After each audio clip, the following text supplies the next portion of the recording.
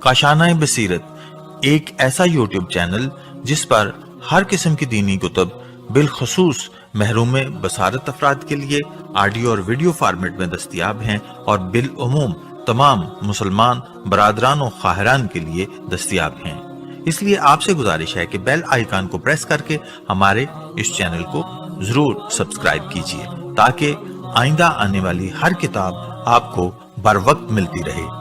کاشانۂ بصیرت، کاشانۂ بصیرت، کاشانۂ بصیرت، کاشانۂ بصیرت۔ اعوذ باللہ من الشیطان الرجیم، بسم اللہ الرحمن الرحیم۔ کاشانۂ بصیرت یوٹیوب چینل کے بابصیرت ساتھیوں، السلام علیکم۔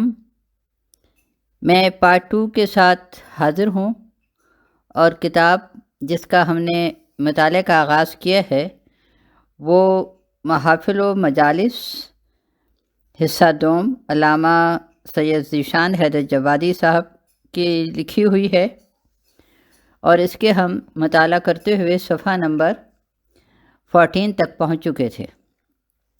ایک پیراگراف ہم نے مطالعہ کر لیا تھا اس صفحے پر، اور اگلا پیراگراف ہے کہ قانون ہدایت کا یہی تحفظ تھا کہ مالک کائنات نے ہر دور میں صاحبان علم و کمال کو پیدا کیا اور انہیں ہدایت امت کا ذمہ دار بنایا۔ ان کی تخلیق دنیا کی تخلیق سے الگ رہی، ان کا کمال دنیا کے کمال سے الگ رہا، ان کا کردار دنیا کے کردار سے الگ رہا، اور یہ سب اس لیے رہا کہ انہیں دنیا کو ہدایت دینے کے لیے پیدا کیا گیا تھا اور کائنات کو ہدایت لینے کے لیے پیدا کیا گیا تھا۔ ان کے بچپنے کے حالات دیکھیے تو اندازہ ہوگا کہ جتنا علم اہل دنیا زندگی بھر میں نہیں حاصل کر سکتے، اس سے زیادہ علم وہ اپنے ہمراہ لے کر آتے ہیں۔ بچپنے میں ایسے عقدے حل کرتے ہیں کہ بوڑھوں کے دماغ چکرا جاتے ہیں۔ امیر المومنین علیہ السلام کا آغوش رسول صلی اللہ علیہ وآلہ وسلم میں تلاوت صحف کرنا آپ نے سنا ہی ہے۔ 3 دن کی عمر ہے اور توریت و انجیل اور زبور کی تلاوت ہو رہی ہے، اور یہ بتایا جا رہا ہے کہ آج موقع ہے، دیکھ لو اور سن لو۔ کل ممکن ہے کہ میری حجت کے بچپنے کے حالات نہ دیکھ سکو، تو یہ ذہن میں رہے کہ میری نسل میں جو بھی امام بن کر آئے گا وہ اسی انداز سے کمال کا حامل ہوگا، اور اس کے علم کا یہی عالم ہوگا۔ صفحہ نمبر ہے 15۔ اور وہ اپنے علم کا اظہار نہ کرے یہ ممکن ہے، لیکن علم سے خالی ہو یہ ممکن نہیں ہے، اور اظہار بھی کرے تو کس کے سامنے کرے جب تھوڑے تھوڑے علم کے اظہار پر دنیا بہک جاتی ہے اور کبھی دیوانہ کہنے لگتی ہے، کبھی خدا۔ تو اگر سارے علوم کا اظہار کر دیا جائے تو کائنات کا دماغ ہی الٹ جائے گا۔ یہ تو میرا مقدر تھا کہ مجھے ایسا حسین موقع مل گیا جیسا موقع خود پیغمبر اسلام صلی اللہ علیہ وآلہ وسلم کو بھی نہیں ملا تھا۔ تو میں نے تلاوت کر دی، لیکن میری تلاوت کا مقصد یہ نہیں تھا کہ میں وہ جانتا ہوں جو حضور سرور کائنات صلی اللہ علیہ وآلہ وسلم بھی نہیں جانتے، معاذ اللہ۔ یہ بریکٹ میں سرکار مجھ سے کہیں بہتر جانتے ہیں، وہ نبی صلی اللہ علیہ وآلہ وسلم ہیں اور میں ان کا وصی۔ میرے ناز کرنے کی منزل صرف یہ ہے کہ مجھے مقدر سے ایسا موقع مل گیا کہ حضور جیسا سننے والا موجود تھا، تو میں نے تلاوت کر دی، اور سرکار کو کوئی ایسا مخاطب نہیں ملا، اس لیے آپ نے تلاوت نہیں کی۔ خبردار یہ نہ سوچنا کہ سرکار صلی اللہ علیہ وآلہ وسلم کے علم میں کوئی نقص تھا۔ یہ موقع کی بات ہے، کسی کو سامعین مل جاتے ہیں، کسی کو نہیں ملتے۔ اپنے ہی ماحول میں اندازہ کر لیجئے کہ جیسا مجمع ہوتا ہے ویسے ہی مجلس پڑھی جاتی ہے۔ اہل علم کا مجمع ہوتا ہے تو علمی مسائل چھیڑے جاتے ہیں، اور سیدھے سادے عوام ہوتے ہیں تو فضائل و مصائب کا تذکرہ کر کے ثواب حاصل کر لیا جاتا ہے۔ جیسا مجمع ہوتا ہے ویسا ہی بیان ہوتا ہے۔ یوں ہی اندازہ کر لو کہ سرکار دو عالم کے وقت ولادت ایسا کون تھا جسے قرآن پڑھ کر سناتے اور اس کے سامنے آسمانی کتابوں کی تلاوت کی جاتی۔ میرے سامنے تو سرکار جیسا مخاطب موجود تھا۔ میں نے اپنے کمال کا مظاہرہ کر دیا، اور شاید قدرت کا یہی اہتمام تھا کہ حضور کو کوئی مخاطب ملے یا نہ ملے، مجھے ضرور مل جائے، اور وہ تلاوت کریں یا نہ کریں، لیکن میں اپنے علم و کمال کا اظہار ضرور کر دوں۔ اس لیے کہ مرسل اعظم صلی اللہ علیہ وآلہ وسلم نے تلاوت نہیں کی، لیکن دنیا نے انہیں نبی مان لیا، اور میں نے تلاوت کر دی جب بھی مجھے امام نہیں مانا گیا۔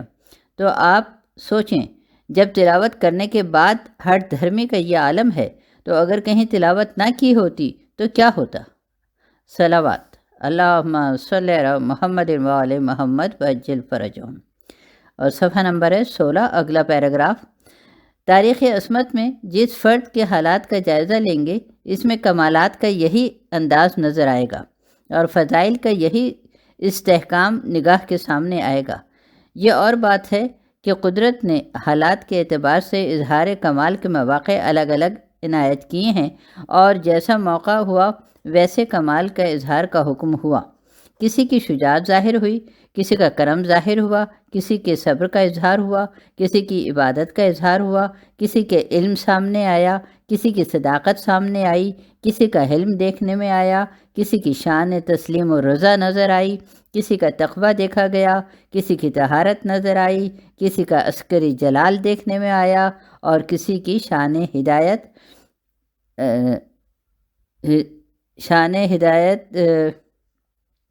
دیکھنے میں آئے گی، شان ہدایت انشاءاللہ دیکھنے میں آئے گی، کہ ایک مرکز پر سارے کمالات جمع ہوں گے، ایک نقطے میں سارا قرآن سمٹا ہوگا، اور ایک فرد ہوگا جو بیک وقت محمد صلی اللہ علیہ وآلہ وسلم بھی ہوگا، علی علیہ السلام بھی، حسن علیہ السلام بھی ہوگا، حسین علیہ السلام بھی، اور عابد علیہ السلام بھی ہوگا، اور باقر علیہ السلام بھی، اور صادق علیہ السلام بھی ہوگا، اور کاظم علیہ السلام بھی، اور رضا علیہ السلام بھی ہوگا، اور تقی علیہ السلام بھی، اور نقی علیہ السلام بھی ہوگا، اور عسکری علیہ السلام بھی۔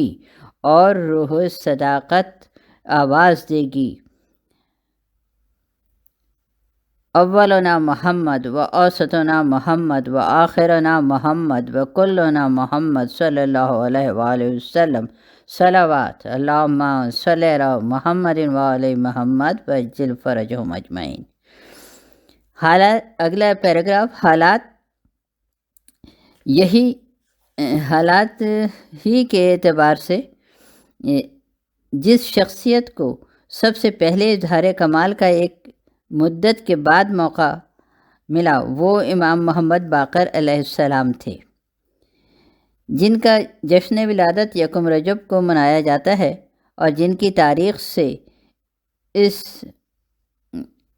پربہار مہینے کا آغاز ہوتا ہے، جس کے آغاز میں امام محمد باقر علیہ السلام کی ولادت ہے، اور انجام کے قریب سرکار دو عالم صلی اللہ علیہ وآلہ وسلم کی بعثت و معراج۔ اب آپ خود سوچ سکتے ہیں کہ کتنا باعظمت زمانہ ہے، جس میں کوئی علم لے کر آ رہا ہے، کوئی معراج کی منزلوں پر جا رہا ہے۔ صلوات اللہم صلی علی محمد و آل محمد وعجل فرجہم۔ صفحہ نمبر 17۔ آپ سے پہلے کمالات کے اظہار کا کچھ موقع مولائے کائنات کو ملا تھا، لیکن آپ کے دور میں دو مشکلات تھیں۔ ایک تو یہ کہ علمی ماحول اس منزل تک نہیں پہنچا تھا کہ لوگ آپ کے علم سے باقاعدہ فائدہ اٹھا سکتے، اور دوسری بات یہ کہ آپ براہ راست محاذ پر تھے، اس لیے آپ کی زندگی کو خانہ جنگیوں میں مبتلا کر دیا گیا تھا، اور آپ کے کمالات سامنے نہ آنے پائیں۔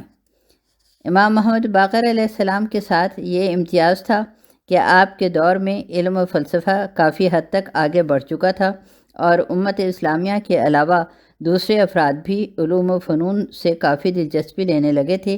اہل علم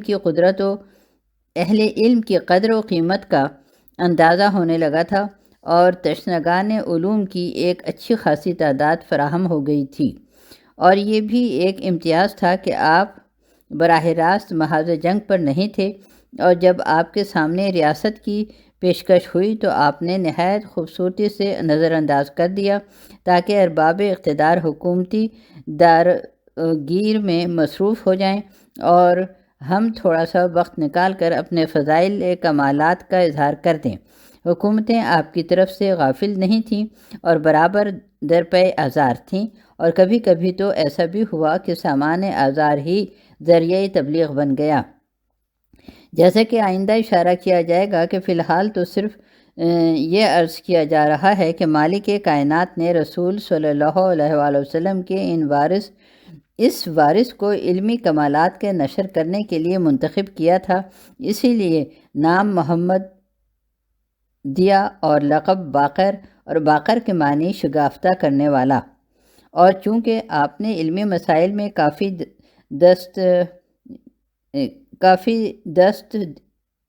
کافی وسعت دی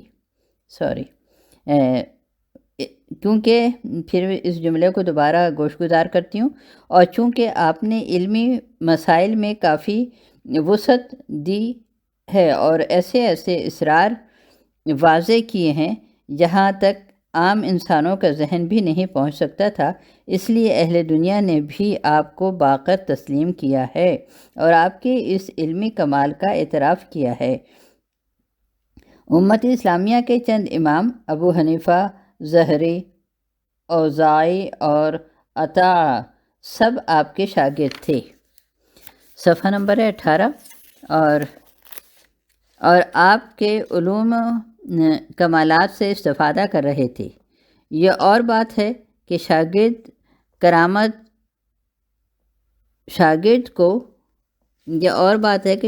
کو امت کا امام تسلیم کر لیا گیا اور استاد کی امامت سمجھ میں نہ آ سکی، اور یہ بھی کوئی نئی بات نہیں ہے۔ جس کو علی علیہ السلام نے ہلاکت سے بچایا تھا وہ امت کا رہنما ہو گیا، اور جس علی علیہ السلام نے بچایا تھا وہ دنیا کی نگاہ میں کچھ نہ ہو سکا۔ صلوات اللہم صلی علی محمد وآل محمد وعجل فرجہم۔ اگلا پیراگراف، امام محمد باقر کی ولادت اور حیات میں قدرت نے ایک نیا اہتمام کیا ہے کہ 57 ہجری میں یکم رجب کو آپ کی ولادت ہوئی اور 1104 ہجری میں 7 ذی الحجہ کو شہادت۔ 57 سال اس دار دنیا میں زندگی گزاری، مختلف حکام نے دنیا کا دور حکومت دیکھا اور ہر ایک کے سحر سامری کو موسوی انداز سے باطل کرتے رہے، جس کی تفصیل چند لمحوں کے بعد عرض کی جائے گی۔ اس وقت تو صرف ایک نقطے کی طرف اشارہ کرنا ضروری ہے کہ آپ کی حیثیت سلسلہ امامت میں 5ویں امام کی ہے اور سلسلہ عصمت میں 7ویں معصوم کی، اور انہی دو چیزوں کو جمع کر لیا جائے تو آپ کا سن ولادت بھی نکل آتا ہے اور عمر مقدس بھی۔ 5 اور 7 مل کر 57 ہوتے ہیں، اور 57 ہجری ہی آپ کی ولادت کا سال ہے، اور حسن اتفاق سے یہی 57 سال عمر شریف بھی ہے۔ گویا فطرت اعلان کر رہی ہے کہ آج جو فرزند عالم وجود میں آ رہا ہے وہ عصمت کا بھی وارث ہے اور امامت کا بھی، اور اس کی زندگی عصمت کے اظہار کمال میں بھی گزرے گی اور امامت کے اعلان جمال میں بھی۔ اللہم صلی علی محمد وآل محمد وعجل فرجہم۔ آپ کی ولادت باسعادت کی خبر ایک مدت پہلے خود مرسل اعظم صلی اللہ علیہ وآلہ وسلم دے گئے تھے۔ جب آیت ولی الامر نازل ہوئی اولو الامر نازل ہوئی اور جابر بن عبداللہ انصاری نے سوال کیا کہ حضور وہ اولو الامر کون ہیں جن کی اطاعت واجب کی گئی ہے، تو آپ نے اپنے جملہ وارثوں کے نام یکے بعد دیگرے بیان فرمائے، اور جب 5ویں وارث کا نام آیا تو فرمایا، جابر تم میرے اس وارث سے ملاقات بھی کرو گے، اور دیکھو جب اس سے ملاقات کرنا تو میرا سلام کہہ دینا۔ زمانہ گزرتا گیا، مرسل اعظم صلی اللہ علیہ وآلہ وسلم نے انتقال بھی فرمایا۔ ایک عرصے کے بعد مولا کائنات کی شہادت بھی ہوئی۔ مولا کائنات کے بعد امام حسن علیہ السلام بھی شہید ہوئے، اور امام حسن علیہ السلام کے بعد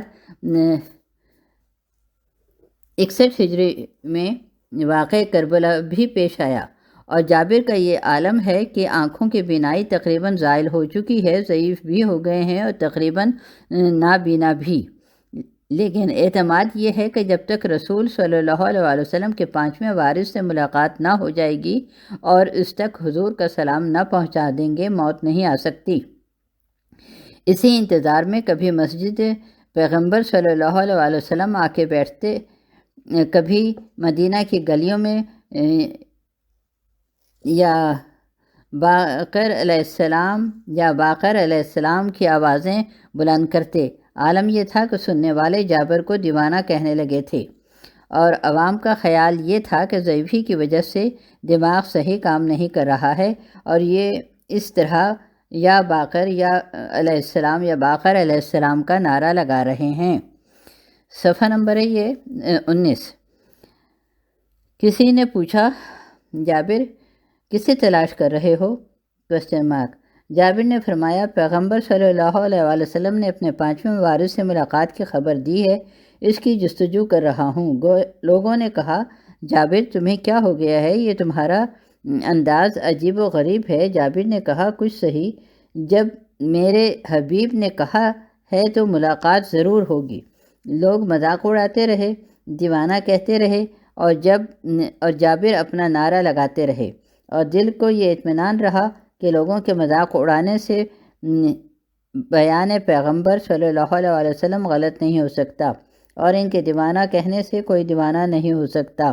ان کا کیا بھروسہ ہے، یہ تو کل حضور کو بھی دیوانہ کہہ رہے تھے۔ اور جب امت امامت کے مسئلے میں سرکار پر ہذیان کا الزام لگا سکتی ہے تو میری کیا حیثیت ہے؟ صلوات اللہم صلی علی محمد وعلی محمد وعجل فرجہم۔ اگلا پیراگراف، تلاش جاری رہی یہاں تک کہ ایک دن امام محمد باقر علیہ السلام سے ملاقات ہو گئی۔ آپ نے فرمایا، جابر جسے تلاش کر رہے ہو وہ میں ہی ہوں۔ جابر نے کہا، شہزادے ذرا 2 قدم آگے بڑھو۔ امام آگے بڑھے۔ کہا، ذرا پیچھے ہٹو۔ امام پیچھے ہٹے۔ جابر نے بڑھ کر گلے سے لگا لیا۔ کہا، یہ وہی علامت ہے جو حضور نے بیان کی تھی، یہ وہی انداز رفتار ہے جو سرکار دو عالم کا تھا۔ صفحہ نمبر ہے 20۔ آپ نے فرمایا، جابر وہ سلام کیوں نہیں پہنچاتے جو میرے جد نے بطور امانت تمہارے پاس محفوظ کرایا ہے؟ جابر نے عرض کی، فرزند رسول صلی اللہ علیہ وآلہ وسلم، میں اسی سلام کے لیے تو آپ کو تلاش کر رہا تھا۔ یہ کہہ کر پیشانی اقدس کو بوسہ دیا، اور اب یہ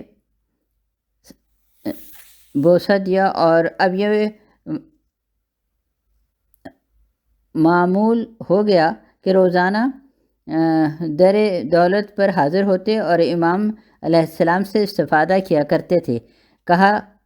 کہاں جابر کی ضعیفی اور کہاں امام کا بچپنا، لیکن جابر نے علوم و کمالات حاصل کر کے واضح کر دیا کہ علم و کمال سن و سال کا پابند نہیں ہوتا۔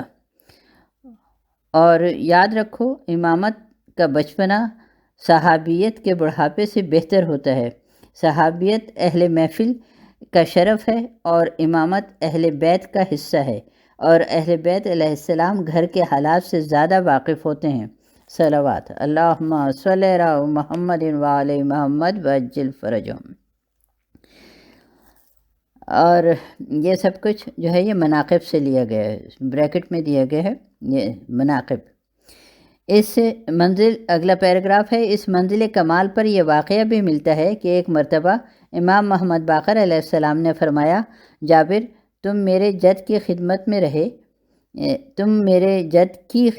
رہے، مولا کائنات کا دور دیکھا، امام حسن علیہ السلام اور امام حسین علیہ السلام سے شرف استفادہ حاصل کیا۔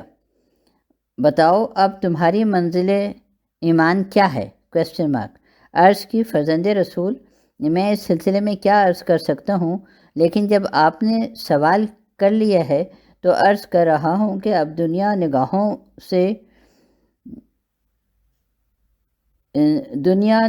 سے یوں گر گئی ہے کہ غربت کو دولت سے بہتر سمجھتا ہوں اور ضعیفی کو جوانی سے بہتر سمجھتا ہوں، مرض کو صحت پر ترجیح دیتا ہوں، اس لیے کہ دولت میں بہکنے کے امکانات زیادہ ہوتے ہیں، غربت میں خدا یاد آتا ہے، جوانی میں لغزش کے امکانات زیادہ ہوتے ہیں اور ضعیفی میں انسان موت کو یاد کرنے لگتا ہے، صحت میں خدا کو بھول جاتا ہے اور مرض میں خدا یاد آتا ہے۔ اگلا پیراگراف، آپ نے فرمایا بس جابر، اتنی محفلوں میں رہنے کے بعد ابھی ایمان اس منزل سے آگے نہیں بڑھا ہے؟ Question mark. عرض کی فرزند رسول صلی اللہ علیہ وسلم، اب اس کے بعد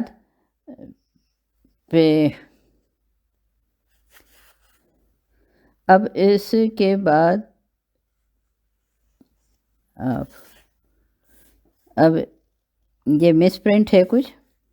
اب اس کے بعد کون سی منزل ہے؟ ہماری منزل تمام ہو گئی، لیکن فرزند رسول صلی اللہ علیہ وسلم یہ تو فرمائیے کہ آپ کی شان ایمان کیا ہے اور آپ حضرات کی معرفت کا کیا انداز ہے؟ Question mark. سوال صفحہ نمبر 21 اور اگلا پیراگراف ہے، امام کے جواب کو عرض کرنے سے پہلے ایک فقرہ عرض کرنا چاہتا ہوں کہ اگر یہ سوال ہمارے آپ کے سامنے آتا تو کیا ہم اتنا بھی کہہ سکتے تھے جتنا جابر نے کہا؟ خدا کی قسم ہم اظہار ایمان میں مبالغہ بھی کرتے تو شاید اتنا بلند جواب نہ دے سکتے جتنا عظیم جواب جابر نے دیا ہے۔ ہم تو تصور بھی نہیں کر سکتے تھے کہ کوئی انسان غربت کو دولت پر ترجیح دے گا، مرض کو صحت پر ترجیح دے گا، ضعیفی کو جوانی پر ترجیح دے گا۔ ہمارے یہاں تو ہر آن دولت کی دعا ہے، صحت کی تمنا ہے اور جوانی کو باقی رکھنے کی کوشش ہے۔ دنیا کا کون انسان ہے جو دولت کے بجائے غربت کی تمنا کرے، صحت کے بجائے مرض کی آرزو کرے، جوانی کے بجائے ضعیفی کی تمنا کرے؟ یہ جابر کا کمال ایمان تھا کہ جتنا ہم نے سوچا بھی نہیں اتنا انہوں نے کر کے دکھلا دیا، لیکن امام علیہ السلام نے اسے بھی ناکافی کہہ دیا۔ اب آپ خود تصور کریں کہ جابر کے دل پر کیا گزری ہوگی، اور جابر کے علاوہ کوئی دوسرا انسان ہوتا تو اس کے دل پر کیا گزر جاتی۔ یہ جابر کا ظرف تھا کہ جانتے تھے کہ اہل بیت علیہ السلام اور اطرت رسول علیہ السلام کا مرتبہ صحابیت سے بلند تر ہوتا ہے، اور ان کے پاس کوئی منزل ایمان ایسی ضرور ہوگی جس پر دوسرے افراد امت فائز نہیں ہیں۔ اسی لیے عرض کی کہ فرزند رسول صلی اللہ علیہ وسلم وہ منزل ایمان کیا ہے جس پر آپ حضرات فائز ہیں؟ امام علیہ السلام نے فرمایا جابر، تمہارے ایمان میں نقص یہ ہے کہ تم نے اپنے حالات کا فیصلہ خود کر لیا اور یہ کہہ دیا کہ میں غربت کو ترجیح دیتا ہوں اور میں ضعیفی کو ترجیح دیتا ہوں، میں مرض کو ترجیح دیتا ہوں۔ جابر، یہ میں کیا ہے؟ ایمان میں اس انا کی گنجائش نہیں ہے۔ یاد رکھو، صفحہ نمبر 22، یاد رکھو جب تک میں سلامت رہے گا ایمان کامل نہیں ہو سکتا۔ ہمارے اور تمہارے ایمان میں یہی فرق ہے کہ تم اپنی بہتری کا فیصلہ خود کرتے ہو اور ہم اس فیصلے کو رب العالمین پر چھوڑ دیتے ہیں۔ ہماری نظر میں نہ غربت بہتر ہے، نہ دولت، نہ صحت بہتر ہے، نہ مرض، نہ جوانی بہتر ہے، نہ ضعیفی۔ ہم تو اسی کو بہتر سمجھتے ہیں جسے پروردگار ہمارے حق میں بہتر سمجھتا ہے۔ صلوات اللہم صلی علی محمد وعلی محمد وجل فرجہم اجمعین۔ اگلا پیراگراف، ارباب کرم امام علیہ السلام اور غلام کے ایمان اور عرفان میں کتنا فرق ہے، اور میرے خیال میں اتنا فرق تو ہونا ہی چاہیے تھا۔ صحابیت کا ایمان اس سے آگے بڑھ بھی نہیں سکتا اور امامت کا ایمان اس سے گھٹ بھی نہیں سکتا۔ اور راز بھی یہ ہے کہ صحابیت لاکھ نیک کردار ہو جائے، اس کا ارادہ اپنا ارادہ ہوتا ہے اور اس کی مشیت اپنی مشیت رہتی ہے۔ امامت کا مسئلہ اس سے مختلف ہے، یہاں ارادہ و مشیت سب رب العالمین کے ہاتھ میں ہے، اور اس کا اعلان ہے، اے اہل بیت تم وہی چاہتے ہو جو خدا چاہتا ہے۔ اور جب ارادہ و مشیت بھی ارادہ و مشیت پروردگار کے تابع ہے تو اپنے فیصلے کا امکان ہی کیا ہے۔ اب تو یہ وہی چاہیں گے جو خدا چاہے گا، وہی بولیں گے جو خدا چاہے گا، وہی کریں گے جو خدا چاہے گا۔ ان کی زندگی ہے تو اللہ کے لیے، اور ان کی موت ہے تو اللہ کے لیے، اور ان کا نعرہ ہے تو انا للہ و انا الیہ راجعون۔ صلوات اللہم صلی علی محمد وآل محمد وعجل فرجہم۔ یہیں پر ہم اپنے آج کی اس آڈیو کا اختتام کرتے ہیں، انشاءاللہ اگلی آڈیو کے ساتھ پھر حاضر ہوں گے۔ اللہ حافظ۔